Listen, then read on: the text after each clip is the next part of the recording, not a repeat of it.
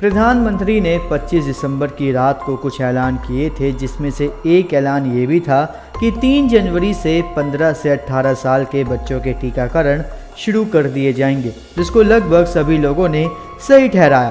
पर आज जब सरकार के इस निर्णय के बारे में एम्स के डॉक्टरों से पूछा गया तो उन्होंने कुछ ऐसा बताया जिसको सुनने के बाद आप भी काफ़ी ज़्यादा हैरान हो जाएंगे। और अगर आप भी अपने बच्चों को टीका लगवाने के बारे में सोच रहे थे तो आप उस ख्याल को अपने दिल और दिमाग से पूरी तरह निकाल देंगे। दरअसल एम्स के वरिष्ठ महामारी विशेषज्ञ और अस्पताल में वयस्कों और बच्चों पर हुए कोवैक्सीन ट्रायल के मुख्य जांचकर्ता ने सरकार के फैसले पर आपत्ति जाहिर की है और सरकार के इस फैसले को अवैज्ञानिक बताते हुए कहा है कि इससे कोई भी फ़ायदा नहीं होगा।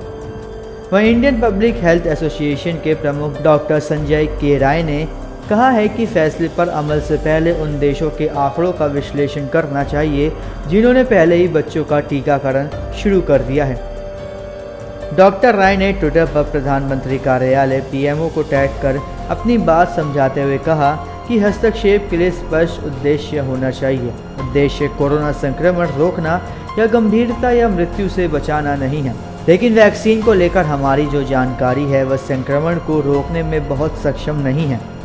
कुछ देशों में लोग बूस्टर डोज के बाद भी संक्रमित हो रहे हैं। राय आगे कहते हैं कि टीकाकरण के बाद प्रति 10 लाख की आबादी पर 10 से 15 गंभीर साइड इफ़ेक्ट होते हैं। उन्होंने आगे कहा, इसलिए यदि आप बड़ों में जोखिम और फ़ायदे का विश्लेषण करते हैं तो इसका बहुत फ़ायदा है, लेकिन बच्चों के मामले में संक्रमण की गंभीरता बहुत कम है। प्रति 10 लाख की आबादी पर केवल 2 लोगों ने जान गंवाई है।